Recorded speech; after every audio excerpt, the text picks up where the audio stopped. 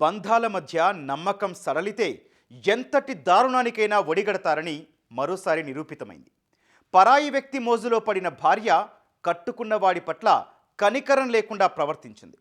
వివాహేతర సంబంధానికి భర్త అడ్డుగా ఉన్నాడని భావించిన భార్య కఠిన నిర్ణయం తీసుకుంది. ప్రియుడితో కలిసి పక్కాగా ప్లాన్ చేసి భర్త మరణాన్ని ఆత్మహత్యగా చిత్రీకరించాలనుకుంది. కానీ భార్య తీరుపై అనుమానం వచ్చిన పోలీసులు ఆరా తీయగా అసలు నిజం బయటపడింది. ఇంతకీ ఏం జరిగింది? ప్రియుడి మోజులో పడి ఆ భార్య చేసిన పనేంటి?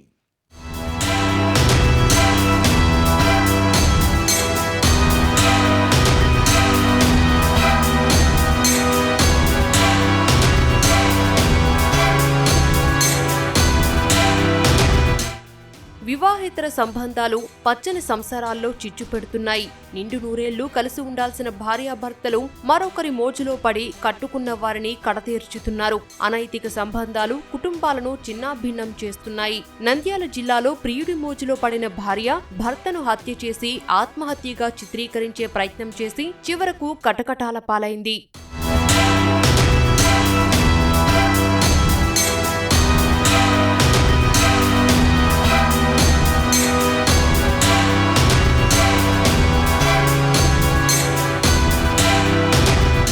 నంద్యాల జిల్లా చాకలమ్మరికి చెందిన పెయింటర్ షేక్ ఆరిఫ్ బాషాకు నంద్యాల పట్టణంలోని నూనెపల్లి ప్రాంతానికి చెందిన హమీదాబీతో 10 ఏళ్ల క్రితం వివాహం జరిగింది. వివాహం జరిగిన కొంతకాలానికే భార్యాభర్తలు నంద్యాలకు వచ్చి నూనెపల్లిలో స్థిరపడ్డారు. కొంతకాలం వరకు సంసారం సాఫీగా సాగింది. వీరికి పాప బాబు ఉన్నారు. ఇటీవల హమీదాబీకు ఇదే ప్రాంతానికి చెందిన ఇలియాస్ అనే వ్యక్తి పరిచయమయ్యాడు. అది కాస్త వివాహేతర సంబంధానికి దారితీసింది. ఈ వివాహేతర సంబంధం బయటపడడంతో భార్యాభర్తల మధ్య గొడవలు మొదలయ్యాయి. భార్య హమీదాబీని ఆరిఫ్ బాషా పలుమార్లు మందలించాడు. బంధువులు సైతం ఆమెను హెచ్చరించారు. అయినా ఆమె తీరు మార్చుకోలేదు. భర్త పదే పదే వారిస్తుండటంతో ఎలాగైనా సరే అతన్ని అడ్డు తొలగించుకోవాలనుకుంది. హమీదాబీ ప్రియుడు ఇలియాస్ బాషా అతని స్నేహితుడు వీరాంజనేయులతో కలిసి పథకం రచించింది.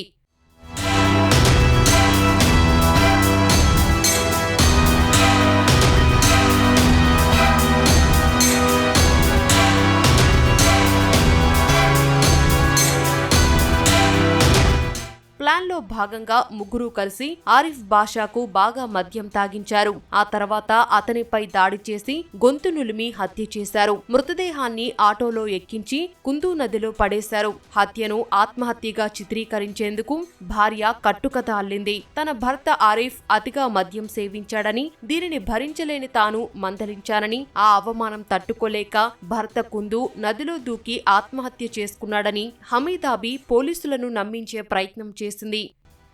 పోలీసులు మృతదేహాన్ని వెలికి తీసిన తర్వాత ఒంటిపై గాయాలు ఉన్నట్లు బంధువులు గుర్తించారు. ఇది ఆత్మహత్య కాదని హత్యేనని ఆరిఫ్ సోదరుడు చాంద్ బాషా ఇచ్చిన ఫిర్యాదు మేరకు పోలీసులు కేసు నమోదు చేసి దర్యాప్తు చేపట్టారు. పోలీసులు హమీదాబీని అదుపులోకి తీసుకుని లోతుగా విచారించగా ప్రియుడితో కలిసి హమీదాబీనే భర్తను హత్య చేసిందన్న అసలు విషయం బయటపడింది. అట్లా చేసి ఎట్లా మా అన్నకు బాగా చూసుకుంటామని మేము ఇంత దూరం పంపినాం. మాది చాకల్మారి. ఇంత దూరం ఎందుకు పంపినాం? భార్య ఉంది చూసుకుంటా అని పంపినాం. మనకి ఈ ఊర్లో ఎవరు లేరు. పిల్లల ముఖం చూసి పిలుచుకుంటే అమ్మే ఇట్లా చేసి ఎట్లా?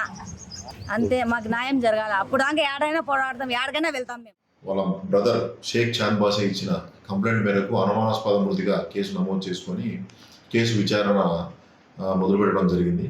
కేసు విచారణలో భాగంగా అతనికి ఒంటి మీద ఉన్నటువంటి దెబ్బలు పోస్ట్మార్టం చేసిన తర్వాత వచ్చిన ఫైండింగ్స్ మేరకు కేసును డెప్త్గా ఇన్వెస్టిగేషన్ చేయగా అతని భార్య హమీదాబీ మరియు ఇంకా ఇద్దరు ఇలియాస్ తర్వాత అంజీ అనే ముగ్గురు కలిసి ఈ హమీదాబీ డిసీజ్డ్ అయినటువంటి తన భర్తని, ఈ డిసీజ్డ్ భార్య హమీదాబీ మరియు